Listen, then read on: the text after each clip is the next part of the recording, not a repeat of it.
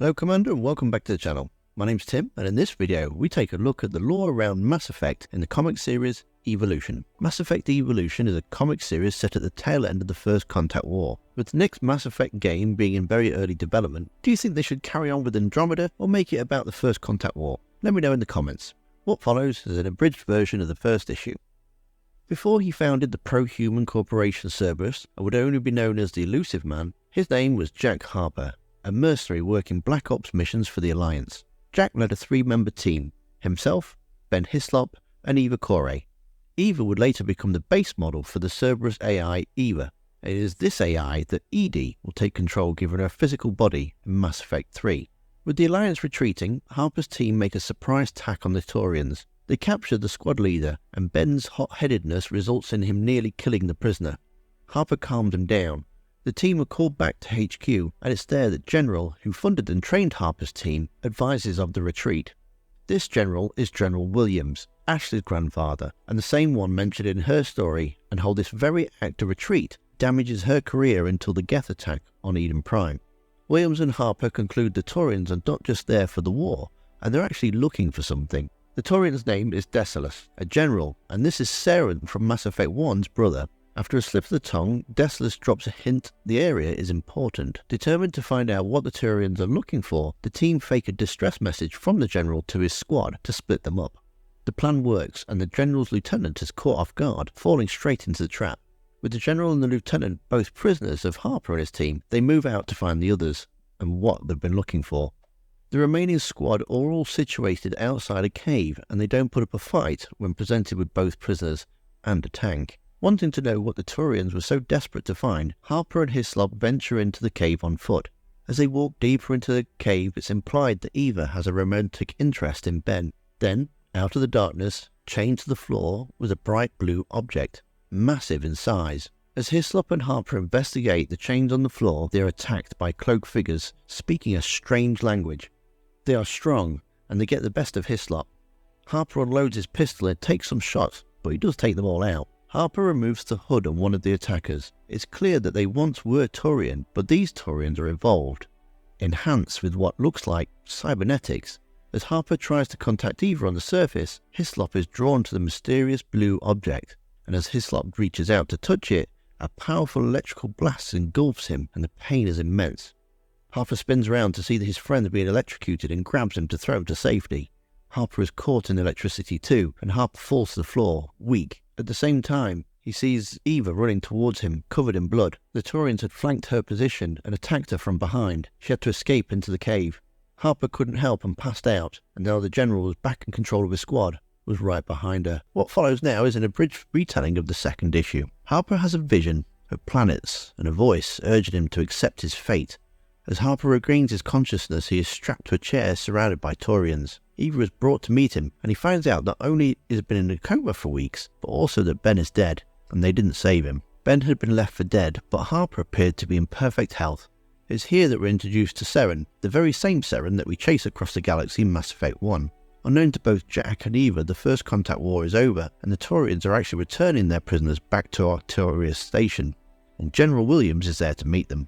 General Dessalus, who we met in issue 1, is organising the prisoner transfer and is accompanied by the large hooded advanced Taurians. When Eva sees Dessalus, her anger overwhelms her, and the loss of Ben and how they left him to die there, she attacks Dessalus, knocking him to the ground. However, it is Saren that picks her off Dessalus, and not the hooded Taurian guards. Saren is quick to point this out. Dessalus speaks to them in a strange language, but overhearing this is Harper.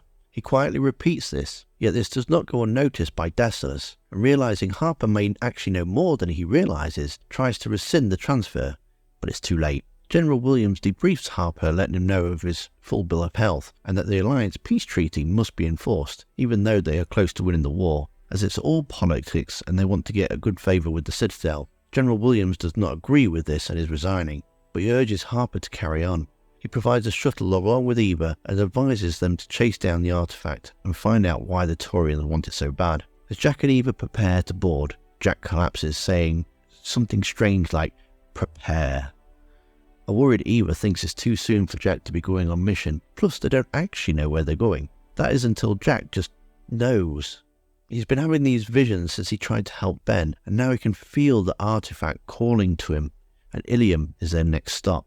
What I like about this shot is that it ties in nicely to Mass Effect 2, as you can see the office that will become Liara's. However, on the flip side, it does make the world feel a little bit small. You've got the entire planet of Ilium, and yet you're going to exactly the same space. When they do arrive, Jack is able to speak with the Astari. He's not quite sure how, and Eva points out that he doesn't actually know how to speak their language. It just kind of came to him. He puts on a message to find out the information about the artifact, and now they start calling this the relic as well. And someone replies. Jack starts to theorize what might be and gets a little carried away, and his eyes start to glow blue, but Eva doesn't notice. As they meet at the rendezvous point, they're attacked by Seren and the hooded Taurians. Desolace has known that Jack was keeping something back and set up an ambush. Jack and Eva try to escape, and Jack is caught by a hooded Taurian. As Eva tries to save him, Jack realizes the hooded creature isn't a Taurian at all. It is, in fact, Ben. Welcome back, Commander. My name is Tim, and in this video we take a look at the Illusive Man's history in the penultimate issue of Mass Effect Evolution. If this is your first time here, I make videos on Mass Effect, so if you're a fan, come join our crew by hitting that subscribe button. Images of Ben flash before Jack's eyes. His happy face, how he was very close to Eva, and not how he was currently choking the life out of him. Eva pleads with Ben to let go, but it's Seren who commands him to stop and sees her instead. Eva runs to escape as Ben now chases her, pleading with him, trying to get him to remember who she is. But it's no use. As she climbs the ladder, Ben speaks the strange language they heard when they found the artifact. Ben destroys the ladder, causing Eva to fall, ended up in a heap of body and metal. Seeing Eva hurt made Ben come out, but only for a split second. At Seren's command, Ben picks her up and takes her to the transport. Both Jack and Eva are now prisoners of the Taurians, who want to know more about them. They can see Ben has turned into a hooded creature, yet Jack, although affected by the artifact, is different. Eva claims it's the Taurians that have done it, but Seren has Ben answer for himself. Ben confirms it's the artifact that's changed him. The Taurians had indeed left him for dead, the cave, yet when they tried to move the artifact, Ben arose, and now is one of them. The ship they are now prisoner on heads towards the Taurian home planet of Palaven. Upon landing, the Taurian general Desolace plays to the welcoming crowd of his victory in the war, proclaiming the hooded creatures are an order of Taurian priests, and only them are allowed to enter their sacred temple. As the show goes on, Desolace even donning a cloak himself, Jack and Eva speculate that this is nothing more than a power grab. However, the first signs of trouble with the Taurians' new friends start to show when they refuse to move the artifact into the temple. With the show going on longer than it should have, Eva begins to doubt the artifact's even there, but Jack corrects her, telling her he can feel it, and so does Ben, who is now standing right behind them. Taking their opportunity to gather some information from Ben, the artifact commands Ben to follow and protect it, and to prepare. But to prepare for what? Overhearing this conversation is Desolace, who now knows Jack can feel the artifact too. Believing the artifact is an advanced evolution device, Jack tries to warn him that it's not, but it falls on deaf ears. Desolace now wants to know more about the artifact, but has only managed to complete surface scans, as the hooded creatures won't allow them to any further testing. However, Jack has come into contact with it, and he has kept his identity. Desolace wants him to explain more, to speak with it, but Jack refuses. He tries again to warn Desolace, but Desolace will have none of it, threatening to use Eva as leverage. Jack is locked up, and after a few days something comes to him. His eyes glow blue as he realizes what it is, but it's too late.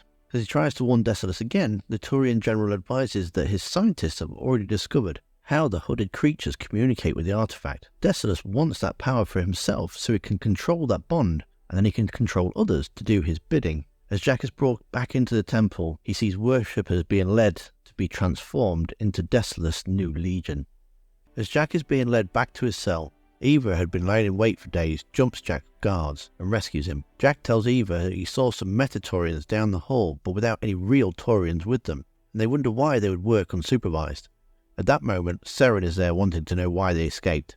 Jack fills Seren in. He explains that they've been tricked and that the Meta-Taurians always wanted to come to Palaven. Seren doesn't believe this, but Jack carries on. In his cell, he could read a load of the strange writing that was on the walls, and it tells of a discovery years ago. There was another artifact that's always been on the planet, a bigger one.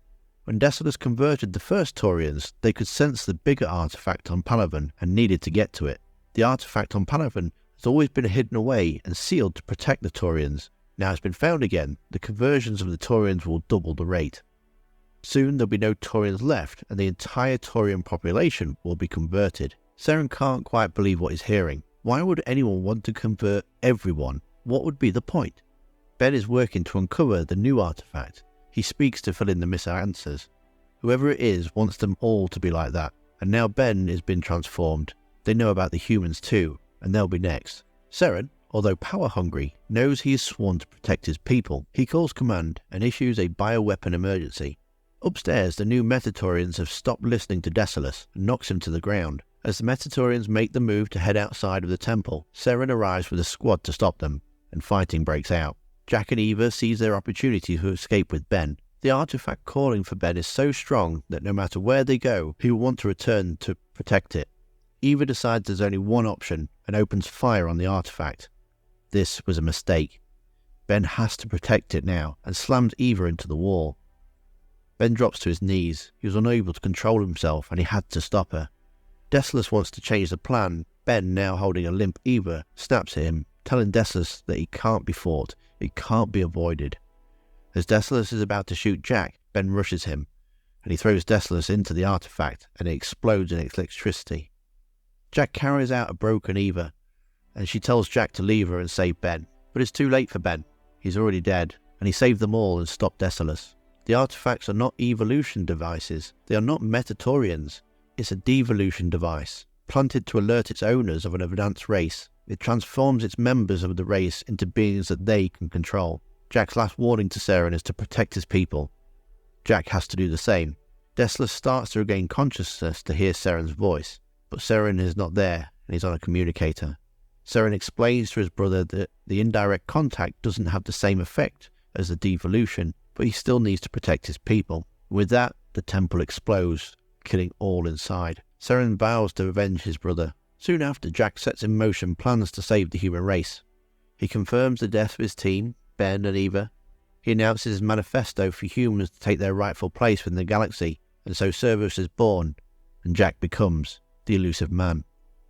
To see 10 facts on Seren, click the link that's on screen now. If you enjoyed this series, let me know in the comments and give the video a like. And I'll see you next time. Commander.